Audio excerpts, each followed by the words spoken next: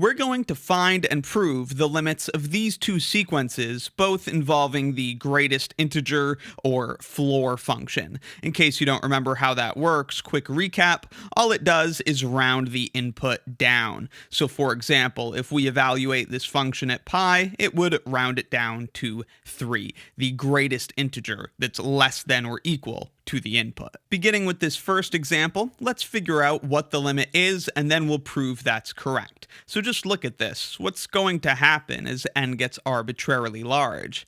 Well, once n passes 3, the input here is going to be less than 1. It'll be things like 3/4, 3/5, 3/6, and so on. All of those fractions are going to get rounded down to 0 by the greatest integer function, and so the limit of this sequence is definitely going to be 0, and proving it will be very easy. We just need to take n greater than 3. So for our proof, we take epsilon greater than 0, and then we know that n greater than 3 is going to work because that's going to force these inputs to be less than 1. So then let's look at the distance between terms of our sequence and what we think the limit is, which is 0. Well, an is just the greatest integer function evaluated by 3 over n. That's the definition of the sequence.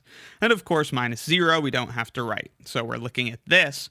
But then we know, since n is greater than 3, this thing inside the greatest integer function is between 0 and 1. And so by definition of the greatest integer function, it's going to be rounded down to 0. And thus we see this distance is equal to 0, which is certainly less than epsilon, since epsilon was taken to be a positive number. This is a little different from our typical sequence convergence proof because the n value in question doesn't depend on epsilon at all. Eventually, in this case, after n equals 3, the sequence just is taking on the value of its limit over and over and over again. We'll see a similar thing happen in this second example. We're looking at 8 plus 5n over 4n in the greatest integer function.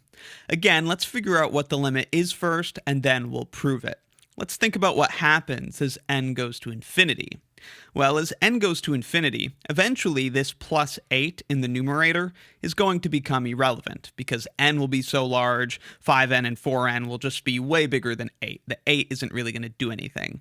So in the end, the input of the greatest integer function is going to be getting very close to 5 over 4, which means that the greatest integer function will be rounding it down to 1. And so we suspect the limit is 1. Let's go ahead and prove it. Here is most of the proof, but I haven't written how big n will have to be. Let's see if we can figure that out.